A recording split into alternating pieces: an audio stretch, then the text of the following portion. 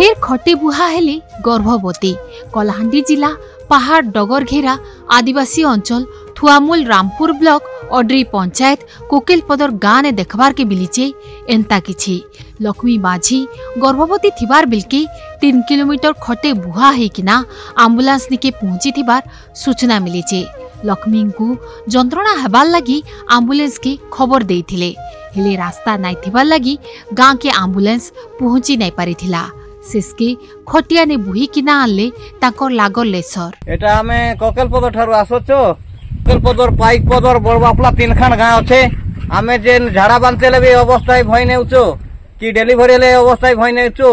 केते केते बेले खोला छोला रे पड़ी भी जाउचो। ठीक ठीक ना आज्ञा हमके किछि भी सुविधा नहीं, रास्तार सुविधा गाड़े लागुचे बड़ बापला दे करी पाइकपदर कोकिलपदर रॉयल फास्ट से बाटे नदी अच्छे आज्ञा डंगा बसले तो जाई हेबो, से बाट भी रास्ता नहीं, जंगल पहाड़ अच्छी से बाट के कोकिलपदर टा रास्ता डेलीवरी अच्छो नहीं। एटा बड़ बापला नेबो एटा 3 गाँ लगबा। एटा 1 नंबर हला पाइकपदर, 2 नंबर कोकिलपदर रॉयल फास्ट। चिकित्सा उतारू लक्ष्मीकर पुओटे हिथिबार सूचना मिलीचे।